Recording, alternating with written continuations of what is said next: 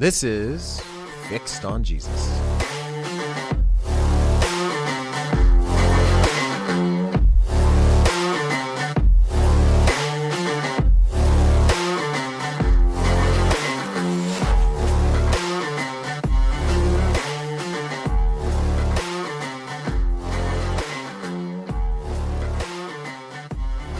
Hey everybody, welcome to the Fixed on Jesus podcast. We're like a one-horse open sleigh, wide open, going throughout, slaloming here and there and everywhere without jingle bells on. But we don't really ever know where we're going to end up. My name is Rich, and I'm joined by Mark Johnson, Jr. Hello, Mark. And over there to my left is Heather Corbett. Now she has a view of the world. Don't need to do that. It's been a while. It's been not too long. Not long enough. Not long enough. We can edit that out. It's a one-horse open sleigh sound. No, it's not. I'm gonna put jingle bells or something over the top of him. You can, but that's like, first of all, there's no guns allowed. That's a gun or a laser noise. I don't know. This is a violence-free podcast, Mark. Yeah. And so, like, Not violent. well, if you make that noise, people might associate us with violence. I've always wondered, is he shooting me? No. No. not at I've always all. wondered. What is it? I don't know. I'll have to get back to you. I think it's that- more like if- laser tag. Okay, if you don't know, then it's not something to Well, do. it's a signature sound. It's not. It is. That it's not. He's If so that's your firm on signature that. sound and you don't know what it is, that's a problem. Yeah. Maybe. Is it a blow dart? Is it a crossbow? No. It's like a squirt gun. I've Or a never heard laser of gun. Squirt gun. Squirt gun, laser. Okay, anyway, what are we talking about today? Well, we got an email. An email. I'm gonna Boom, hit boom, the boom. bell. Email bell. Is this person anonymous? They are not. Okay, who is it? It is Bob Clutch Campbell. Bob You want to know why I is- call him Clutch? Bob is clutch. He's been clutch. He been is clutch. clutch. He's Clutch because he's a longtime listener. Yes, he is. And also because we were searching for a good topic. And sure, we have a Rolodex of topics available, but I really loved his email. And Yeah, it's a good question. yeah, we decided to make a full episode about it. So Bob and Kay. We love Bob and Kay Campbell. Bob and Kay Campbell. I'm going to go ahead and read it. This question is not out of, so he titled it Accountability. This question is not out of current concern in any way, shape, or form. Well, thank you for the disclosure, Bob. Rich is very transparent regarding protection of preaching the word. As faithful as the current team is to that conviction, I am wondering what the accountability is to ensure that it continues in future generations. What will keep Center Church from false teaching in the future? Boom. That's a great Thanks, question. Bob.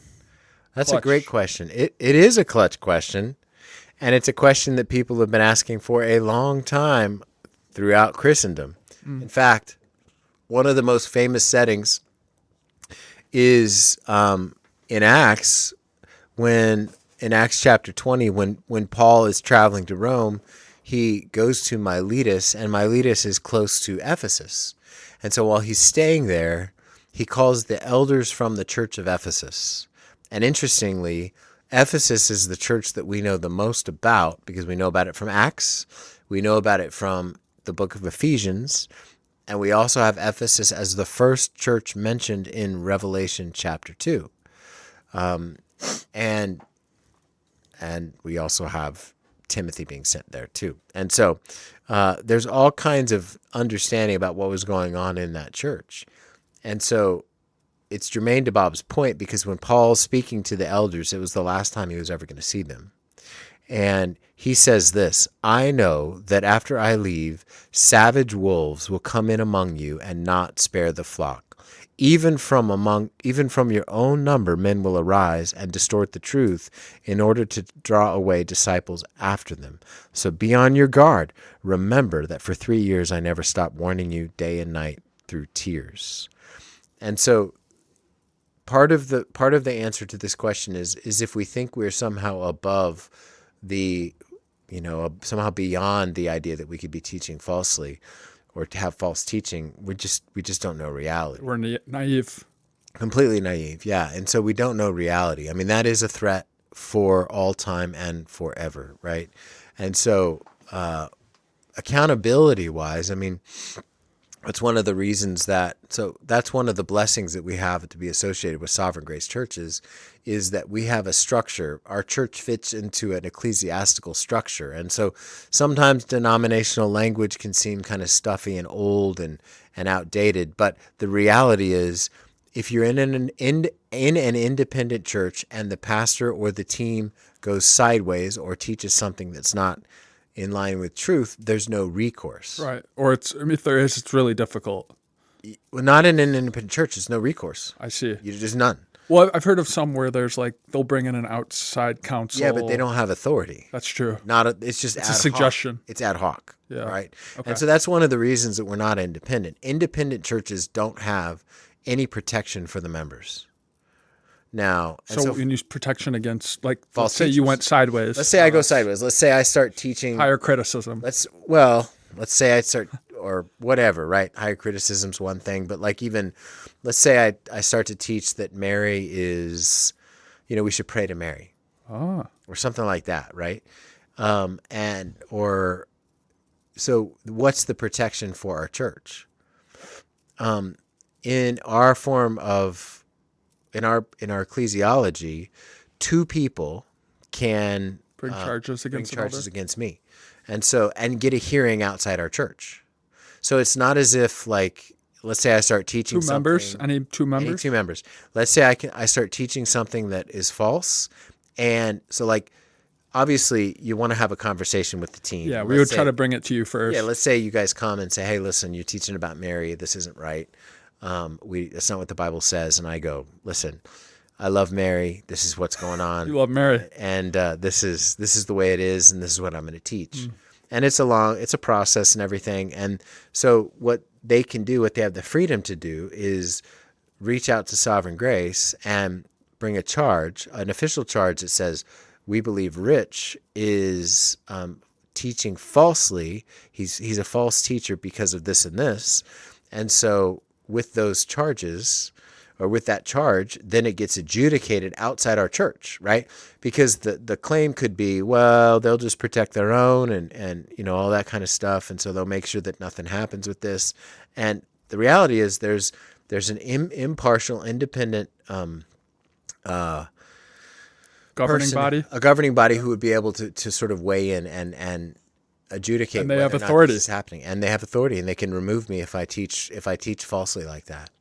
And so there's that protection right there. Yeah, that's a big one. What about kind of what ties us together in an ecclesiological sense? Ecclesiologically, we are tied together because we believe the same thing about how to put the Bible together, and we have just a common unity together, a common cause, both in the United States and around the world, to band together. We believe that we can do more together as a group of churches than just one. So together we can plant churches throughout the world, right? This year alone, we're planting 7 churches in the United States. Wow. Of which Star, Idaho is one of them. Shout out to Star. There it is. Yeah. And then outside in other parts of the world, there are multiple other church plants happening.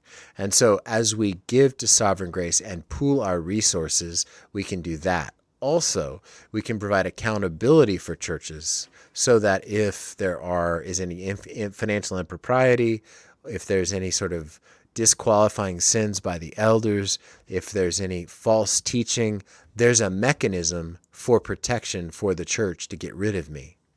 Right. If I go off the rails. And you're not, but Not now. I mean, who knows? And I think that's part of that's why we want to make sure that every elder we have, goes through the ordination process, which is rigorous, because you got to know the Bible. You got to know how the Bible's put together. You got to believe just orthodox things about the scriptures, right? Yeah. And, and so that's one of the protections we have, right? We can't just go out and hire somebody, whoever, like if I die tomorrow, we can't go out and just hire anybody. Yeah. Right. We're going to make sure they believe what we believe and they believe the right thing about the scriptures. And so there's also that quality control aspect where we can say, we're not just going to hire somebody who's a good communicator or a popular communicator. We want to hire somebody who can preach rightly what the Bible says. Right. Right. And so it gets down to that level as well. Sure. So a couple questions about that I think would be helpful. Now, as far as elders, they can help steer the direction of the church, and their charge is to steer it in the direction of faithfulness, as outlined by the Book of Church Order and our Sovereign Grace Statement of Faith, And the Bible. and all based on the Bible. That's what it yes. is. Yes, right. As far as ordination, is that process rigorous enough to kind of get to the bottom of what an elder believes about the scriptures? Yeah. Yes. Do they sign like some kind of They do sign agreement? something. Yeah. The team putting someone up for ordination is not going to put somebody up they question whether or not what they believe. And that's kind of the sidebar to my next one.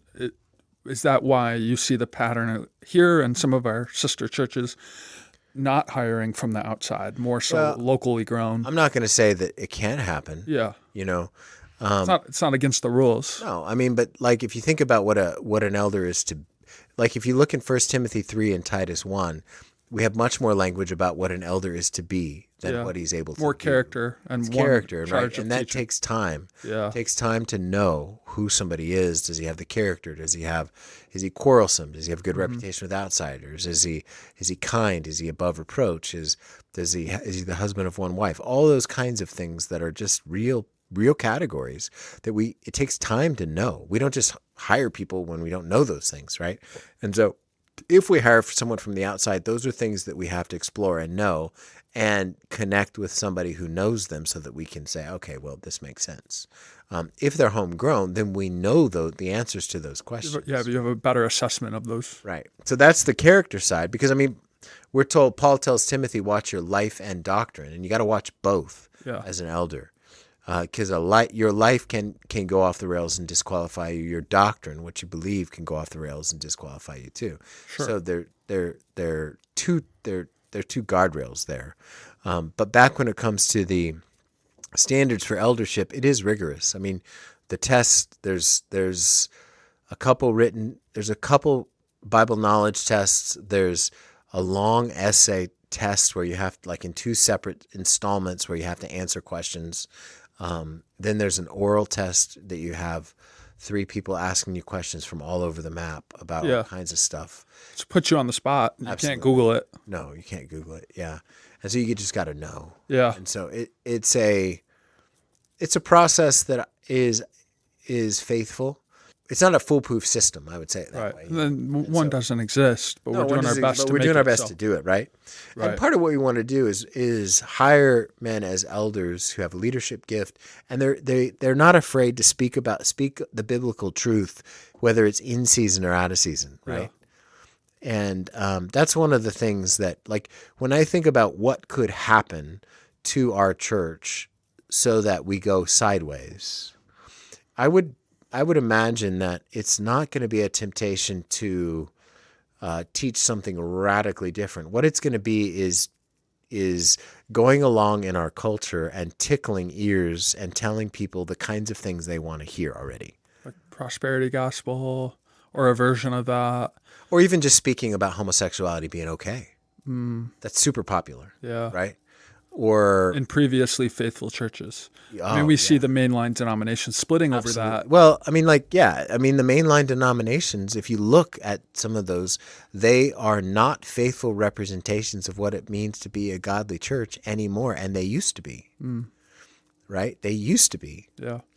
And that's a big deal. And it didn't happen overnight. It was slow and it was incremental, and all of a sudden now we have all of these apostate pastors preaching to churches that are not really churches anymore. They're not preaching the word of God, right? And the pastors could be unconverted. Absolutely, yeah. Yeah. Which was a common occurrence in England. Before anybody came over here, the Anglican Church, they would gripe and moan before the time of Whitefield and Wesley of all the unconverted ministers, right? Which sounds crazy to us, but that was the reality, and that was a good job in a lot of places. It was a job, yeah. They did it for a job. Yeah. And that was what they did. So we can't think of ourselves as special. We've got to guard ourselves. So we have ecclesiastical guards.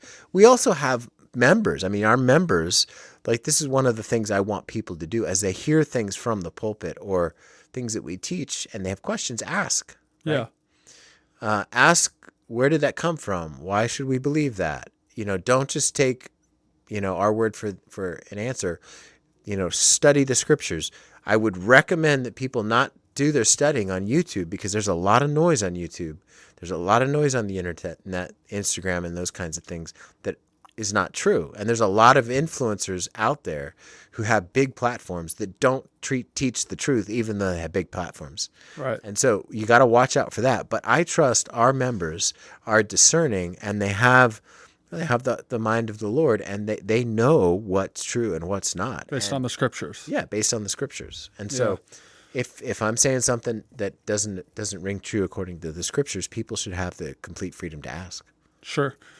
So you've been leading this church for over 20 years. Have you had instances where faithful men that were elders came to different theological convictions once they were already ordained? And if so, what would happen in that scenario if it was a deal breaker scenario? Yeah, none that were deal breakers. But I know of other people who have developed convictions. So ideally, if someone's beginning to develop a conviction that's different than what we believe, well, I mean, there's one thing. If it's heresy, that's one thing, right? Yeah. But if it's sort of a different emphasis or something different, like that person, it's the onus, it lies on that person, that man, to tell the team, hey, I'm wondering about this topic. Yeah. I'm looking into this. I'm wrestling with this. They do not have the right, because they're elders of a church, to just inform, hey, I've changed here now. You need to know that. No, that's not how this works. Yeah. Right. An elder, a shepherd of a church, has to bring people along and help them understand his thinking. And the men need to have the opportunity to say, here's why that's wrong, or here's how you should think about that, or whatever. Right. Yeah. And that's great. Yeah. Is there anything else that goes into vetting future leaders? Or is there maybe there's a completely different way to think about this. Is there anything else that could change the doctrine independently of the eldership? Can the members change the doctrine? Like what do you mean? Can they bring forth, I guess if they did, they would probably just leave the church and plant a new church. But let's say they came to a different theological conclusion. That happens all the time. Yeah. I mean, they just switch churches. Yeah, or whatever, yeah. Or they find someone that they agree with. Yeah. Oh. The chief shepherd is Jesus Christ, and he appoints men to serve as elders in local churches. And the phrase elder, pastor, and overseer is all synonymous, right? And so all of pastors are called to shepherd. Yeah. And so we're just men. We're not going to be perfect. We're not going to do it all ideal. It's not going to be, the most amazing thing all the time, but we're going to seek to try to be faithful. Will we make mistakes? Yes. Will we fail? Absolutely.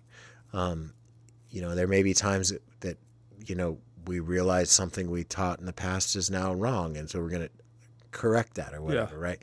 And so, but we want to make sure that what we are is faithful before the Lord, looking to understand what the scriptures say and present that to the people in a way that everybody can understand and be encouraged. Sure. And is there a difference between an elder making a mistake in articulating doctrine and preaching falsely? Yes. Like they can go up there and absolutely make a say mistake. something wrong. Yeah. They just don't know or whatever, or misspeak or whatever. Absolutely. Yeah. And we should have patience and grace for that. Yeah, right. Exactly. Yeah, sure. Anything else that goes into, and this is probably a big part of your role as the lead pastor, developing younger elders, bringing up the next generation. That's a whole nother conversation. Yeah. But it safeguards. Yeah. I mean, we want to serve as an eldership. We want to be a plurality. It's easy to have the lead guy who just calls all the shots and everybody just does what he wants. That's not a plurality. Yeah. A plurality is everybody carrying the load and everybody walking together. Now, one guy's going to provide leadership, but that doesn't mean he calls all the shots and just gets everybody to do Leader this. among equals. Yeah, and I think first among equals. That's one of the ways people can go wrong. They can abuse power if all power sits with one person. Yeah. Right. I'm actively trying to look for new leaders to give power to delegate, to give them opportunities, right? So I'm going to give opportunities to just see what it's like. Ministry is hard, and a lot of young guys can have this idea that there's this glamour associated with ministry. It's not glamorous. It's hard, and there's a lot of things in the trenches that are much more difficult than people understand. And so not everybody's suited to do it. Right. And so there's that also. I've seen men get in the role of be a leader in this church and other churches, and the pressure cracks them. Yeah. Because it's a lot of pressure. Sure. No, that's good.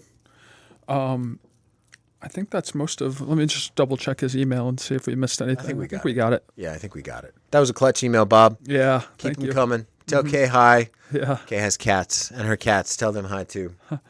Yeah, and if you have any questions or you have any topic suggestions, you can email us at production@centergilbert.com. We just love you. Yeah, and we'll see you next time. We got a sleigh. Let's keep it going.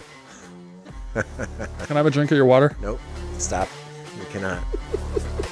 I do not want you touching my water. Oh, you dropped I dropped my lid. I can't get it. I've fallen and I can't get up. It's not me. That's somebody else in this room. Did you use your life alert? I've fallen and I can't get up. Did you have one? I'm going to get you a life alert necklace for Christmas. I did not go there. I thought about it. Did I? I actually didn't mean to go there, but Did I it was really think funny. about going there? Yes.